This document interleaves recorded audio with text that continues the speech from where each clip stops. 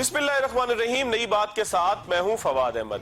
नाज़रीन, कोई ज़राई पॉलिसी मुल्क में मौजूद नहीं, ज़राअत किस तरीके से होगी कोई फैसला साज मौजूद नहीं, किसान क्या उगाएगा, किस वक्त किस तरीके से किस चीज की काश्त होगी, कोई ठीक फैसला करने वाला मौजूद नहीं। नतीजा यह है कि 1.5 करोड़ बेल्स पैदा करने वाला मुल्क पाकिस्तान आज सिर्फ 50 लाख कॉटन बेल्स पैदा कर रहा है। दूसरी जानिब फैक्ट्रियों में गारमेंट्स के ऑर्डर हैं, दूसरी जानिब पाकिस्तान में कपास दस्तयाब नहीं। कपास मुल्क में आखिरी 10 साल की बुलंद तरीन सतह पर चली गई है। आखिर किस तरीके से तमाम चीजें मैनेज होंगी, आखिर कब पॉलिसी आएगी किसान को उसकी मेहनत का दुरुस्त मुआवजा मिल सकेगा। आज के प्रोग्राम में इसी पे बात करेंगे। हमारे साथ प्रोग्राम के पहले हिस्से में मौजूद है हैदर जमान साहब, पाकिस्तान पीपल्स पार्टी के रहनुमा है, लेकिन आज उनसे एक काश्तकार की हैसियत से बात करेंगे कि किसान के लिए क्या पॉलिसी ऐसी होनी चाहिए कि किसान उन चीजों की तरफ राग़िब हो सके जो मुल्क की तरक्की का सबब बन सके और मुल्क की जरूरियात को पूरा कर सके। हैदर साहब, आखिर क्या वजह है कि 1.5 करोड़ बेल्स से 50 लाख बेल्स तक का सफर हो गया, लेकिन कोई पूछने वाला नहीं था। किसान अपनी मर्जी से कभी कुछ लगाना चाहता है, कभी कुछ लगाना चाहता है,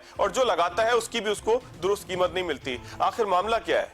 बिस्मिल्लाहिर्रहमानिर्रहीम।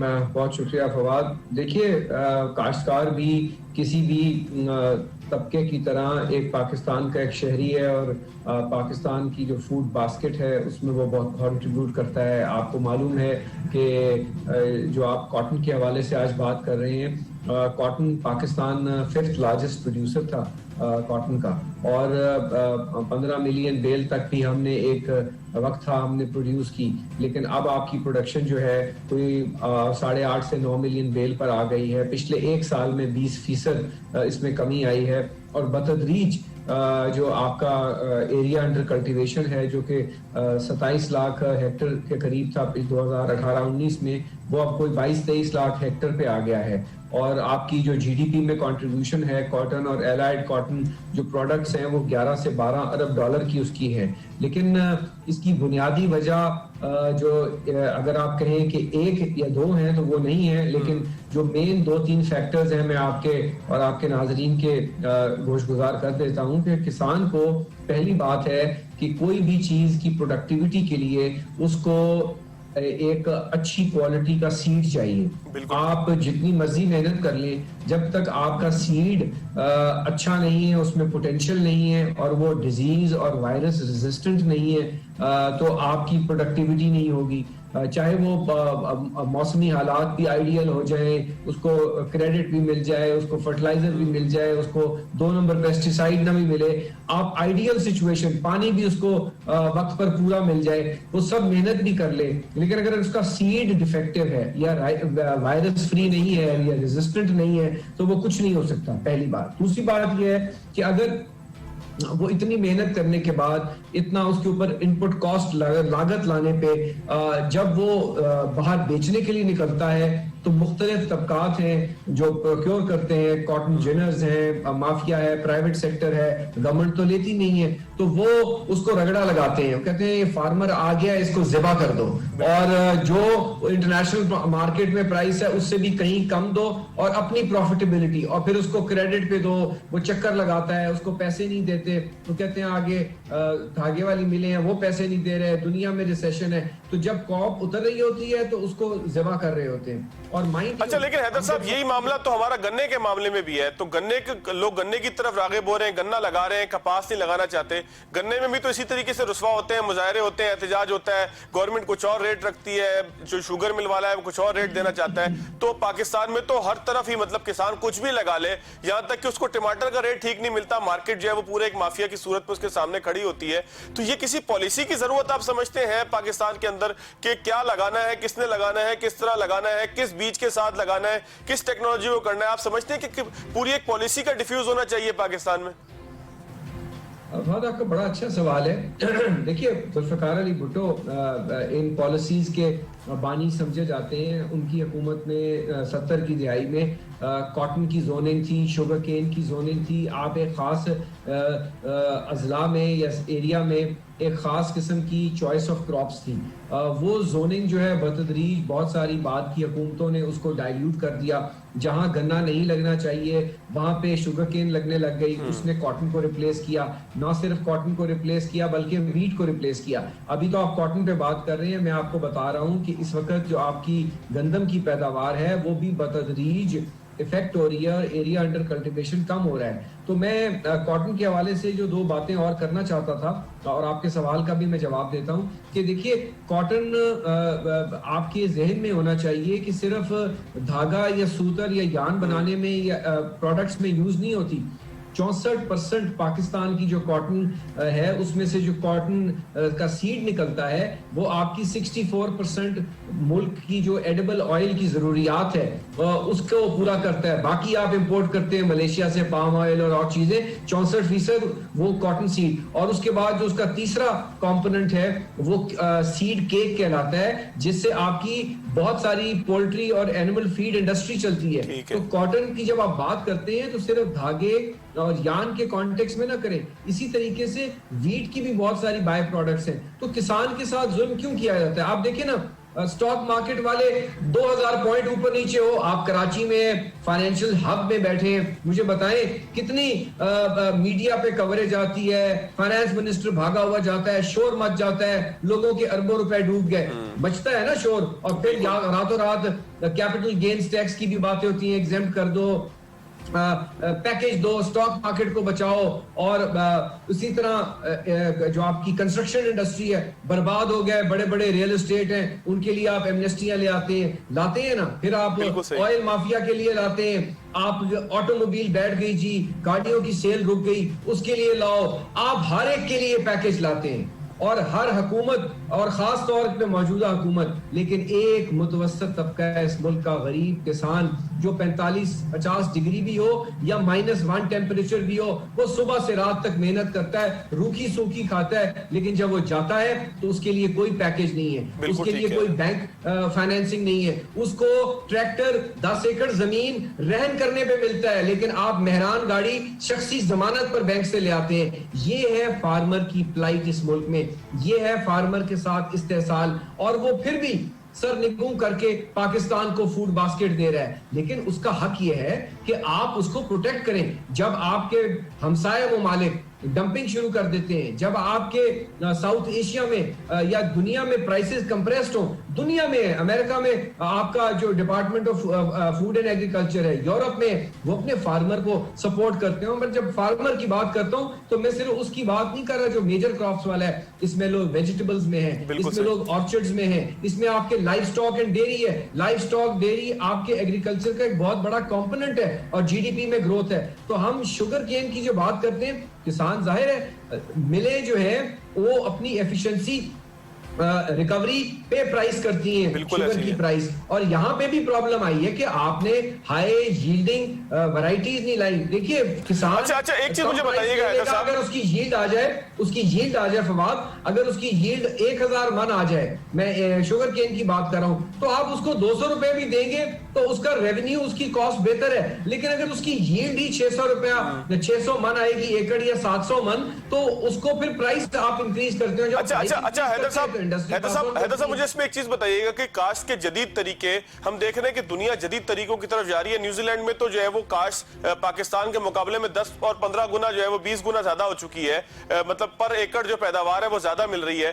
पाकिस्तान में जदीद तरीके कैसे आएंगे? और खास तौर पर बीज की आप बात कर रहे हैं, पाकिस्तान में अच्छा सीड मुतारिफ कराना, ये आखिर किसकी जिम्मेदारी है? कैसे ये पाकिस्तान के अंदर टेक्नोलॉजी आएगी कि हम अच्छे तरीके से काश्त करें और हम जो है ज्यादा प्रोटेक्शन ले सकें अच्छे बीज की वजह से? देखिए, जदीद काश्त के तरीके बिल्कुल जरूरी हैं। हमें पानी की बचत के तरीके लाने चाहिए, हमें वाटर कंजर्वेशन की स्कीम्स लानी चाहिए, सोलर, लेकिन ये सारी चीजें हमें जाली पेस्टिसाइड, ये जो जेनेरिक के नाम के ऊपर जाली पेस्टिसाइड का तूफान मचा हुआ है पूरे पाकिस्तान में, ऐसी ब्रीडर माफिया आई हुई है। लेकिन आप सब कुछ कर ले फवाद, जब तक आप उसको हाई पोटेंशियल सीड नहीं देंगे किसी भी क्रॉप का, आप मेज उठा लें, आप पैडी उठा लें, आप पोटैटो उठा लें, आप व्हीट उठा लें, आप शुगर केन, जब तक हाई परफॉर्मेंस उसको आप सीड नहीं देंगे आपकी प्रोडक्टिविटी नहीं बढ़ सकती, चाहे आप यहाँ रोबोट्स क्यों ना ले आए। पहली बात। दूसरी बात यह है कि आपको उसको टाइमली इंसेंटिव देना है। ये अजीब निजाम है कि गंदम की काश्त शुरू हो चुकी होती है और हुकूमत अभी सोच रही होती है कि किसान को सपोर्ट प्राइस क्या देनी है। आधा पाकिस्तान कह रहा होता है सपोर्ट प्राइस मैकेनिज्म खत्म कर दो। आपको कम से कम 5 मेजर मेजर क्रॉप्स के लिए इंडिकेटिव सपोर्ट प्राइस मैकेनिज्म रखना चाहिए मुल्क में। तीसरी चीज, जो सेक्टर्स ज़राअत से मुंसलिक हैं, शुगर केन के साथ शुगर मिल्स हैं, आपकी कॉटन के साथ टेक्सटाइल एंड कॉटन मिल्स हैं, मेज के साथ आपकी फ्लावर एंड अदर मेज की जो प्रोडक्ट्स हैं, इन पर हुकूमत को इनको पे बैक करना चाहिए कि अपने प्रॉफिट्स में से ये कम से कम एक खास परसेंटेज जो है इसकी research and development, seed, product development के ऊपर लगाए, इसके ऊपर खर्च करें। और जब तक Pakistan agriculture research council Islamabad में, जिसको माजी की हुकूमत हाउसिंग कॉलोनी बनाना चाहती थी, ये रिसर्च सेंटर्स है, या कॉटन रिसर्च इंस्टीट्यूट मुल्तान में है, या फैसलाबाद में है, या चावल का जो है आपका गुजरांवाला में है, तो ये जो इंस्टीट्यूट्स हैं इन पर आपको हैवी इन्वेस्टमेंट करनी है, इनको देनी है टेक्नोलॉजी, इनको नई मशीनें दें, यहाँ पे पाकिस्तानी साइंटिस्ट पे इन्वेस्ट करें, इनको फंड्स दें अरबों, जो आप सब्सिडी की मद में देते हैं, फर्टिलाइजर को कभी दे रहे हैं, कभी चीनी की एक्सपोर्ट में आप फ्रेट सब्सिडी दे रहे हैं, अरबों कई 100 अरब आप सब्सिडी की मद में देते हैं, नाम किसान का इस्तेमाल होता है, वो किसान की जेब में सब्सिडी नहीं जाती, वो बाबू और सरकार की जेब में जाती है, वो माफियाज की जेब में जाती है। तो किसान को simple, give him the quality seed, give him the right credit and give him the price incentive। यही पाकिस्तान है जिसने आपको फूड सिक्योरिटी दी है, सरप्लस किया है, शुगर केन में किया है, पैडी में किया है, आप मिल्क भी एक्सपोर्ट कर सकते हैं, लेकिन एक ओवरआर्चिंग पॉलिसी चाहिए। अच्छा हैदर साहब, मुझे आपको इंडस्ट्रियल सेक्टर को भी प्रमोट करना है। ये नहीं हो सकता कि फार्मर की प्रमोशन में आप उनका गला घोटे, तो आपको एक बैलेंसिंग पॉलिसी चाहिए होगी जिसमें सेक्टर भी ग्रो करे और सेक्टर पे लाजिम हो कि वो फार्मर की ग्रोथ और सपोर्ट में कंट्रीब्यूट करे। अच्छा हैदर साहब एक आखिरी मिनट है, आखिरी मिनट में सिर्फ कॉटन के हवाले से बताइएगा कि आखिर कॉटन की प्रोडक्शन जो है ये मौसमी हालात की वजह से बहुत ज्यादा कम हुई है, अच्छा बीज ना मिलने की वजह से कम हुई है, या किसान की बददिली की वजह से कम हुई है? कंक्लूड आप कैसे करेंगे, किस वजह से हम इसका अगर एक रिजल्ट निकालें, क्रक्स निकालें, तो क्या वजह है? 3-4 चीजों के अंदर, मौसम, अच्छा सीड का अदम दस्तयाबी और फिर किसान की बददिली, किस वजह से ये कम हुई है और किस वजह से बढ़ सकती है? फैक्टर नंबर 1, आपको disease free high potential seed चाहिए। बीटी कॉटन भी अब पिट गई। आपको दुनिया में जिन्होंने ये महंगे सीड डेवलप किए हैं, आपको वो सीड्स के लिए जेडी करने पड़ेंगे, उनको इंटेलेक्चुअल प्रॉपर्टी राइट्स देनी पड़ेंगी, उस सीड को यहाँ लाकर अपनी लोकल वैरायटीज बनानी पड़ेंगी, और इसके अलावा आपके पास कोई चारा नहीं है। नंबर 2, आपको कॉटन की कल्टीवेशन में इंसेंटिवाइज करना पड़ेगा, उसकी सपोर्ट प्राइस देनी पड़ेगी। नंबर 3, आपको जो कॉटन का जोनिंग हुई है 1960s-70s में, उस जोनिंग को दोबारा प्रोटेक्ट करना पड़ेगा। और तीसरी चीज ये है कि ये जो बंदर बांट है हाउसिंग कॉलोनीज की, ये जो इंडस्ट्रियलाइजेशन है, हर जगह आप इंडस्ट्रियल जोन बना रहे हैं, वो आप जरूर बनाएं, लेकिन फर्टाइल एग्रीकल्चर लैंड जहां पानी भी है मीठा, जहां पे प्रोडक्शन हो सकती है, उसको प्रोटेक्ट करें। इमीडिएट एम्बार्गो होना चाहिए on development of new housing colonies on agricultural land. आपकी फूड बास्केट हर साल 1 से 1.5 मिलियन हेक्टेयर श्रिंक कर रही है, आपके पास अच्छी जमीन हर साल कम होती जा रही है, तो आपको ये ना हो कि आबादी बढ़ रही है, डिमांड बढ़ रही है, और आपके पास कल्टिवेटेबल लैंड जो है उस पे आप दे दर दे कॉलोनियां बनाई जा रहे हैं, फैक्ट्रियां लगाई जा रहे हैं, इतने 1000 एकड़ का इंडस्ट्रियल एस्टेट। इंडस्ट्री लगाए, लेकिन इंडस्ट्री वहां लगाए जहां आप फर्टाइल एग्रीकल्चर, जहां बैरन लैंड मौजूद हो। बहुत शुक्रिया, हैदर साहब हमारे साथ मौजूद थे, बड़ी तफसील से उन्होंने बताया कि आखिर किसान क्या चाहता है, किसान का मौकफ कैसा है, पाकिस्तान में कपास हो या गन्ना हो या उसके साथ साथ गंदम हो, किस तरीके से इसकी काश्त को बढ़ाया जा सकता है। एक ब्रेक लेते हैं, ब्रेक के बाद उन लोगों की तरफ चलेंगे कि जिन्होंने प्रोसेस करना है, इस सारी चीज को प्रोसेस करने के बाद दूसरे मुल्कों की तरफ भेजना है या पाकिस्तान के इस्तेमाल की तरफ लाना है। एप्टमा के भी नुमाइंदे हमारे साथ मौजूद होंगे और जिनिंग एसोसिएशन से भी जैसूमल साहब हमारे साथ मौजूद होंगे आफ्टर शॉर्ट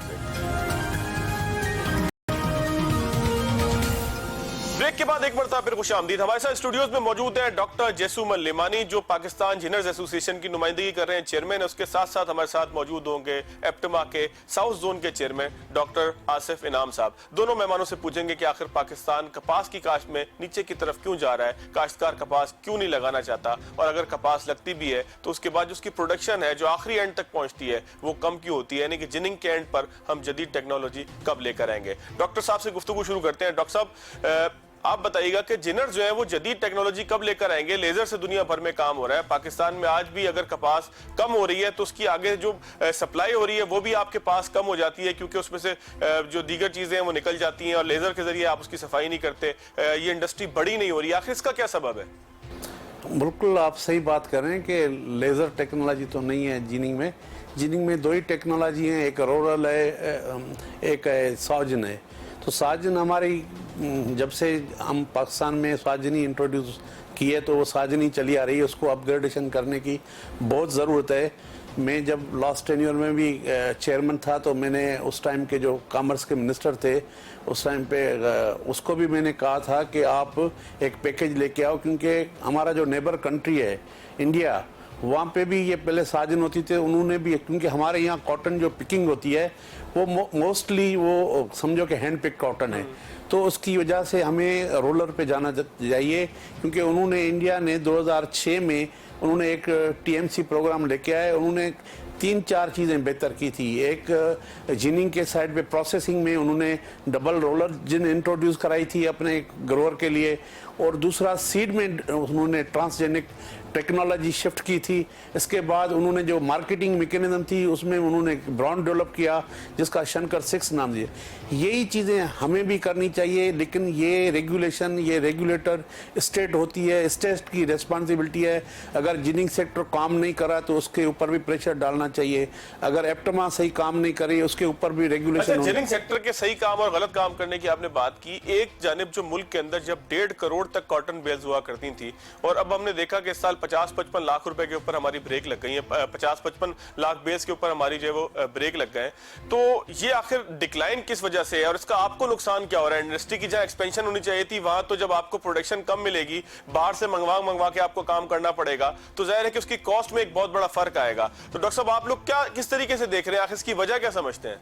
एक तो मैं आपको बताऊं कि सबसे ज़्यादा सफ़र कॉटन जिनिंग इंडस्ट्री है, क्योंकि ग्रोअर शिफ्ट हो गया है अदर क्रॉप्स पे, और एप्टमा वाले जो स्पिनिंग इंडस्ट्री है वो इंपोर्ट कर रही है, उनके पास अल्टरनेटिव है। लेकिन जो हमारी इंडस्ट्री है जो रूरल इकोनॉमी में उसका बहुत बड़ा रोल है, वो एम्प्लॉयमेंट जनरेशन करने के हवाले से भी आप देख लें, या वहाँ का जो ग्रोअर है उसको जो कैश क्रॉप है वो भी कॉटन ही है। तो जो यहाँ पे छोटा सनतकार है या छोटा काश्तकार है, कॉटन का क्रॉप अगर जितना डिक्लाइन होगा वो सफरिंग होगी, तो वो जो हमारी छोटी सनत है जैसे जिनिंग इंडस्ट्री है वो वहाँ के लोगों को रोज़गार देती है। हमारी जो रूरल इकोनॉमी है जहाँ पे 70% हमारा जो मुल्क है वो ज़राअत पे डिपेंडेंट है, और ज़राअत में कॉटन का क्रॉप जो है 70% उसकी अहमियत रखता है। और हमारी जो इंडस्ट्री है, जो टेक्सटाइल इंडस्ट्री है, उसका भी रॉ मटेरियल कॉटन है। तो कॉटन को यानी कि कोई पॉलिसी नहीं बन पा रही है पिछले समझो कि 10 साल में, उसमें पिछली हुकूमत भी शामिल है और ये हुकूमत है, क्योंकि जो हुकूमत में जो लोग बैठे हुए हैं उनका इंटेंशन कॉटन को डिक्लाइन करना, क्योंकि उनको हमारे जो ज़रूरी जो मेजर क्रॉप्स हैं उनको ही आउट कर दिया हुआ है कॉटन को।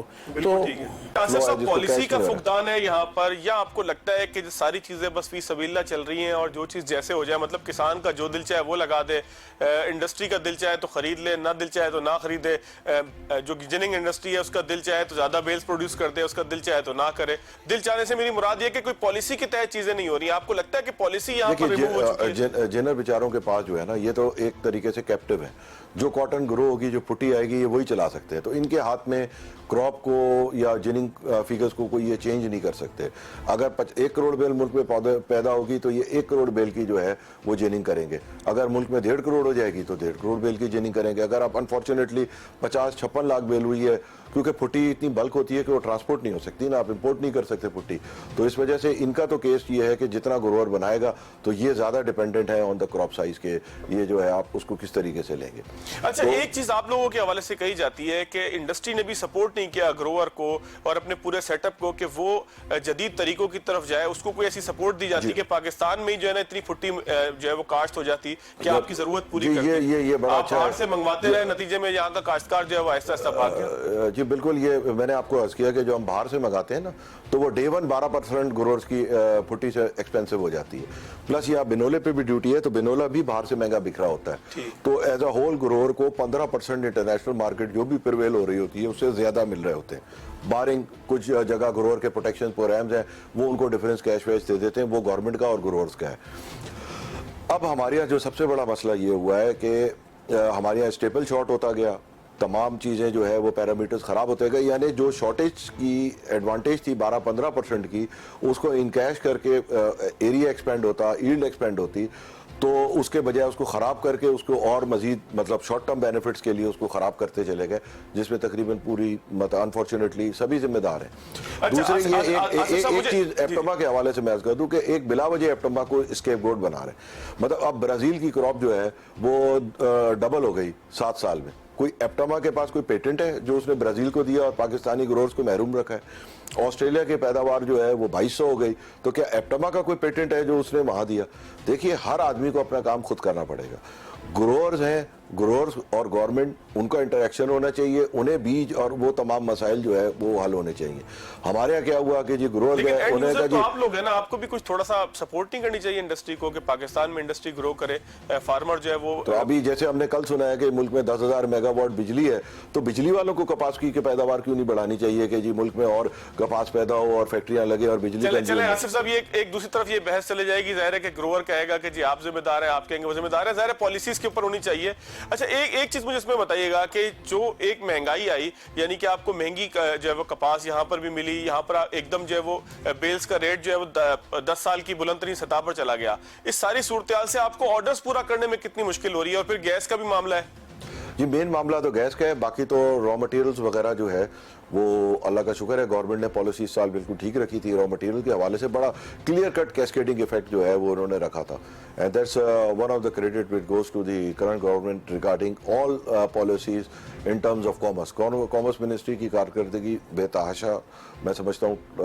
अच्छी है, और उन्होंने तमाम मसाइल को उसको हल किया। और कैस्केडिंग का जो यानी उल्टा फार्मूला हो गया था पिछली गवर्नमेंट में कि रॉ मटेरियल पे ड्यूटी कम कर दी थी और मतलब बढ़ा दी थी और इंपोर्ट पे फिनिश प्रोडक्ट पे कम कर दी थी, इन्होंने इसको रैशनलाइज किया। चले, कॉमर्स तो ठीक काम कर रहा है, टेक्सटाइल मिनिस्ट्री ठीक काम कर रही है जी, वो कंबाइन है।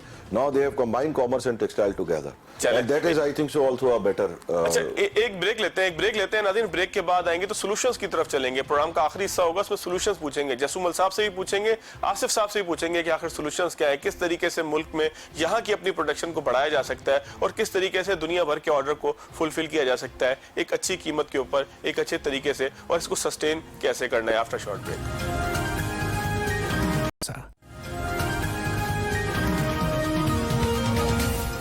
ब्रेक के बाद एक मरतबा फिर खुशामदीद। डॉक्टर जसूमल साहब, आप ही से शुरू करते हैं। सोल्यूशन क्या है? किस तरीके से ग्रोअर को हम ये मजबूर कर सकते हैं? मजबूर तो खैर नहीं कर सकते, किस तरीके से उसको इंसेंटिव दे सकते हैं कि वो पाकिस्तान में प्रोटेक्शन करे, जिससे आपकी इंडस्ट्री भी चले और ग्रोअर को भी कोई फायदा हो?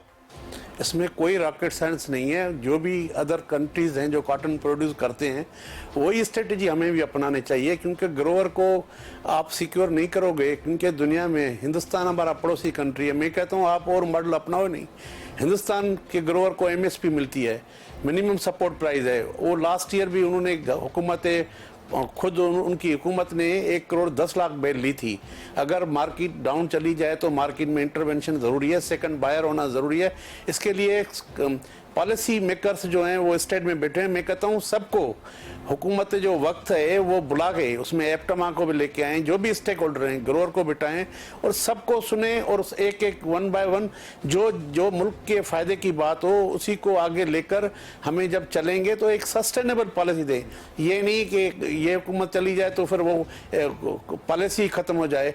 तो ग्रोअर को हम अच्छे, क्योंकि जो मिनिमम सपोर्ट प्राइस है उसके बाद जो उनको फिनेंसिंग है, क्योंकि हमारे पास जो ग्रोअर है छोटा काश्तकार है उसको मजबूरी है कि वो लोन देता है मिडलमैन से, तो मिडलमैन उसको न सही सीड दे सकता है न पेस्टिसाइड देता है, वो अपने फ़ायदे की वजह से ग्रोअर को। तो मैं कहता हूँ एक कॉटन क्रॉप लोन वो प्रोवाइड किया जाए जिसकी ज़मीन 15 या 20 एकड़ तक हो, 25,000 रुपया पर एकड़ के हवाले से आप 5 लाख तक, जैसे हमारे प्राइम मिनिस्टर ने बहुत सारे प्रोग्राम शुरू किए हुए हैं कि वो सेल्फ मेड बने, किसी को 10 लाख या किसी को 20 लाख दे रहे हैं। इसी तरह ग्रोअर के लिए भी, कॉटन के ग्रोअर के लिए कॉटन एक क्रॉप लोन दें, इसीलिए एक हमारा जो ग्रोअर है उसको कॉन्फिडेंस बिल्डअप होगी। इसके बाद जूनिंग करें, क्योंकि जहाँ पे कॉटन होगी तो वहीं पे शुगर केन नहीं होनी चाहिए। जो हमारे कॉटन की एरिया थी, ये फ्रॉम बिफोर पार्टीशन एक कॉटन कंट्रोल बोर्ड बना हुआ था, ये रिसर्च इंस्टीट्यूट है, ये क्यों फेल्यूर गए हैं? इसमें इन्वेस्टमेंट किसकी होनी चाहिए? स्टेट रेस्पॉन्सिबिलिटी ले, हम सारे स्टेक होल्डरों के ऊपर रेगुलेशन करें, क्योंकि सारे लोग अपने अपने अगर मुफादात को करेंगे तो मुल्क की इकोनॉमी तबाह हो रही है, क्योंकि कॉटन लाइफ लाइन है इस मुल्क की, क्योंकि इससे मुल्क की 60% आपकी जो टेक्सटाइल हमारी एक्सपोर्ट है उसका रॉ मटेरियल है। इसके साथ साथ रूरल इकोनॉमी में जो 70% लोग हैं उनका औरतों की चुनाई करते हैं, उनके जेब में पैसा जाता है। आप पूरा इकोसिस्टम है, आप पूरा इकोसिस्टम है, यानी कि वहाँ पे जो हमारे पास जो लेबर जो है कम से कम जो हमारे पास एम्प्लॉयमेंट है वो 40% है, उसको ये कॉटन जिनिंग इंडस्ट्री और कॉटन से रिलेटेड जो भी हमारी इंडस्ट्री है वही उनको एम्प्लॉयमेंट देती है। अच्छा जयसूमल साहब, आप पोटेंशियल कितना समझते हैं? अगर जोन वाइज देखा जाए पाकिस्तान को या प्रोविंस वाइज देखा जाए तो आप क्या समझते हैं कि पाकिस्तान में पोटेंशियल कितना है? चले मौसमी हालात तो इस साल थोड़े से खराब थे कि बारिशें ज्यादा हो गई। मौसमी हालात में कहता हूं पूरी दुनिया में, खाली पाकिस्तान में नहीं है। हमें मैनेज करना होगा इस पर क्लाइमेट। हमें, हिंदुस्तान हमारा पड़ोसी कंट्री है, चाइना हमारा पड़ोसी कंट्री है, वहीं पे भी यही वेदर है, वहीं पे भी। लेकिन आज भी हिंदुस्तान उसकी 35 मिलियन बेल सस्टेन, 2004-05 में हमारी 14 मिलियन बेल थी, हिंदुस्तान की 11 मिलियन बेल थी। उसके बाद 2006 में वो TMC प्रोग्राम लेके आए। आप ग्रोअर को यकीनी बनाओ कि उनको आप टेक्नोलॉजी से वाबस्ता सीड दो। दुनिया में 3 टेक्नोलॉजीज चल रही है, जिस इलाके में कौन सा सीड कामयाब है। हाइब्रिड सीड चल रहा है, BT सीड चल रहा है, और हमारा जो ट्रेडिशनल सीड है कि कौन से इलाके में, जैसे हमारा बलूचिस्तान बहुत अच्छी एरिया है, यानी कि वहाँ पे आप जो भी सीड लगाओगे उसको आपको अच्छी रिजल्ट मिलेगी। लेकिन हमारा जो साउथ पंजाब है, वहाँ पे जहाँ पे कॉटन से पहचान होती थी, हमारा ये मेलसी, व्याड़ी, वहाँ पे सारी मेज और शुगर केन कास्ट की गई है। तो ये सारी चीजें हमारी पॉलिसीज के ऊपर हैं कि अगर हम कौन से क्रॉप को, क्योंकि कॉटन होगी तो आपके पास वीट होगी। पोटेंशियल क्या समझते हैं आप मौजूदा हालात में? क्या कहता हूं कॉटन हमारी लाइफ लाइन है, हमारा फूड सिक्योर करती है। जितनी एरिया आप कॉटन पे लगाओगे, कॉटन के बाद वो वीट लगाएंगे, क्योंकि हम जो 2 क्रॉप एक ही साल में, अगर आप शुगर केन को प्रमोट करोगे तो शुगर केन 1.5 साल लगाती है क्रॉप, और आपकी जमीन सारी अगर चली गई तो आपको गंदम के लिए भी बाहर का इंतजार करना पड़ेगा। ये हमारे लिए सिक्योरिटी थ्रेड है फूड का। तो हमें अभी से आंखें खोलकर इस दोनों कमोडिटीज पे कंप्रोमाइज नहीं करने। आपको याद होगा हिंदुस्तान ने बेड लगा दिया तो बांग्लादेश डिपेंडेंट है बाहर की कॉटन पे, तो वहां पे मिलों वालों के पास रॉ मटेरियल नहीं था। तो हमारे लिए भी वीट और कॉटन इसी पे कंप्रोमाइज 0% होना चाहिए। उसके लिए आपने दुनिया की जो लेटेस्ट तरीन टेक्नोलॉजी है वो हम सारे स्टेक होल्डरों को बाउंड करें, उनको लेके रखें, उनको बैठाएं एक मेज पे कि भाई आप अपना रोल प्ले करो। इसी तरह हमारे पास जो रिसर्च इंस्टीट्यूट है, 0 परफॉर्मेंस है, वो बेचारे उनको तनख्वाहें नहीं मिलती हैं, उन्होंने फिर प्राइवेट सेक्टर से शेयरिंग करके वो अपना काम जो उनको करना था वो शिफ्ट हो गए दूसरे कामों में। अगर किसी को आप ओन नहीं करोगे, उनको तनख्वाहें सही नहीं मिलेंगी, तो वो काम कैसे करेंगे? मैं कहता हूं हमारे पास इंफ्रास्ट्रक्चर मौजूद है, हमारे पास पोटेंशियल मौजूद है, सिर्फ और सिर्फ हमें ओन करना है उन लोगों को जो प्रॉपर लोग हमारे मुल्क की इकोनॉमी को बेहतर करना चाहते हैं। उनका तरीका है, हर साल ही वो गलत बताते हैं। 10 साल हो गए यही देखते हुए, तो वो हमने अपने अंदाजे से जो है वो रिकवर कर ली थी।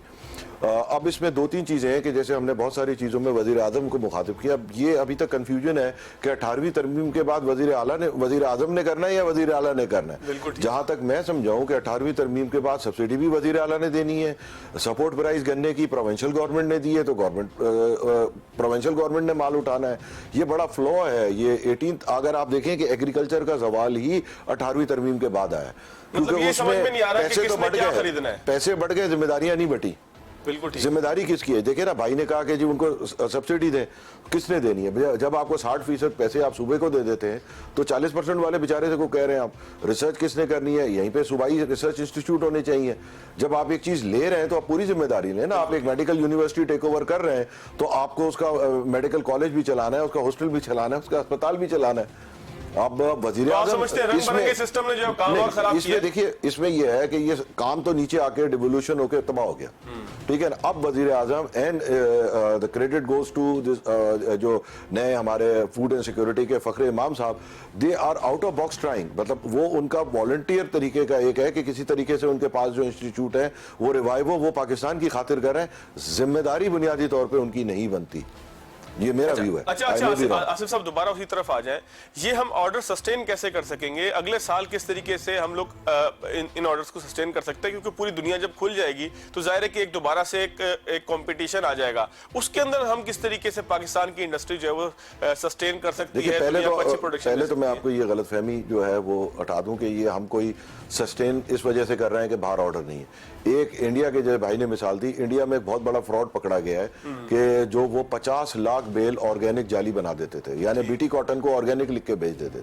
वो मार्केटिंग उनका जो है वो बहुत बड़ा पकड़ा गया है। जैसे पहले इजिप्शियन कॉटन का भी उनका पकड़ा गया, वो इस तरह पकड़ा गया कि जितनी उन्होंने इजिप्शियन कॉटन खरीदी उससे ज्यादा एक ही कंपनी को माल बेच दिया। तो उन्होंने जब हिसाब मिलाया कि भाई आपने हमें 10 लाख बेल 5 लाख बेल का इजिप्शियन बेचा है, खरीदी आपने 3 लाख है एज अ मुल्क, वो पकड़ा गया। अब ये इसी तरीके से ऑर्गेनिक के जब सैंपल टेस्ट हुए तो बीटी है, बीटी ऑर्गेनिक हो ही नहीं सकती, ठीक है। तो दिस इज अनफॉर्चुनेटली जो इंडिया को सप्लाई इंडिया ने की, इस वजह से इंडिया पकड़ा गया, ब्लैकलिस्ट हुआ और पाकिस्तान को ऑर्डर मिला। और अब इंडिया को इसमें उस तरीके से नहीं है जी। इसमें कोविड के अलावा इस चीज का भी हाथ है। तो जाहिर बात है एक रेपुटेशन और एक ऑर्डर, आपने एक पूरी चेन बना ली ना ऑर्गेनिक के बेसिस पे। आप सडनली आपको पता चला कि आप ऑर्गेनिक नहीं है तो अब आपको पूरी मार्केटिंग दोबारा करनी पड़ेगी। ठीक। बांग्लादेश के जो ऑर्डर्स हमें मिले, बांग्लादेश के भी मिले। देखिए, बांग्लादेश की तो अब पोजीशन ये है कि उनके यहाँ लेबर और हर चीज अब हमसे महंगी होती जा रही है। आपको एक आईटी की एग्जांपल दूं, 3 साल में बांग्लादेश ने आईटी 1 बिलियन से 7 बिलियन की है।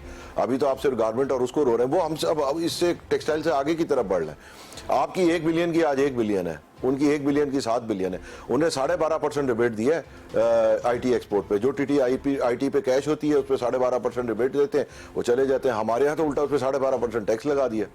यानी कि आप समझते हैं कि पॉलिसी का भी अमल दखल है कि बांग्लादेश में सस्टेन कर रहे हैं? पॉलिसी नहीं, ये एवोल्यूशन है। देखिए, टेक्सटाइल ज्यादातर उन मुल्कों में ही होती है जो एक दफा आप ग्रो करना चाहें।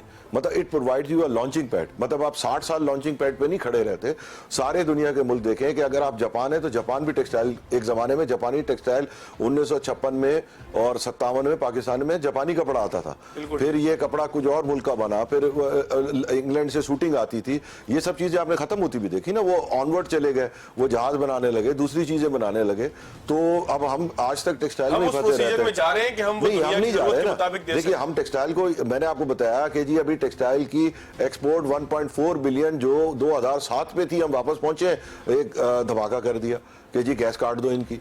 फिर गैस काट दो, चंद दिनों में एक्सपोर्ट गिरेगी। आप कहेंगे कि जी हमारी गैस काट दो, कहेंगे सदा मांगते ही रहते हैं। बिल्कुल। तो इसीलिए मैंने तक आके कहा भाई आईपीपी क्यों नहीं कॉटन दे। यानी कि बिल्कुल इसका कंक्लूजन ऐसे करते हैं कि जब तक जो है सस्टेनेबल पॉलिसी नहीं होगी, ऐसी पॉलिसी नहीं होगी कि जो दुनिया की सारी डिमांड्स को अडॉप्ट कर सके और इंडस्ट्री से मुतालबा कर सके कि आप ये चीज प्रोवाइड करें, उस वक्त तक मुल्क तरक्की। देखिए, हमारी तो एक से बेसिक पॉलिसी जो हम मांग रहे हैं गवर्नमेंट से, वो हम लेवल प्लेइंग फील्ड मांग रहे हैं। हम कोई आईपीपी की तरह वहशियाना पॉलिसी नहीं मांग रहे हैं कि ये ना हम टैक्स देंगे, ना हम आदमियों का टैक्स देंगे, ना जिंदगी में कभी कुछ मुल्क को देंगे, हम लेंगे ही लेंगे, ऐसी कोई पॉलिसी नहीं है। प्रोग्राम का वक्त खत्म हो गया। आप दोनों मेहमानों का बहुत शुक्रिया स्टूडियो तशरीफ लाने के लिए। नाज़रीन, आज के प्रोग्राम से इतना ही। अगले प्रोग्राम तक याद दीजिए। अल्लाह हाफ़िज़।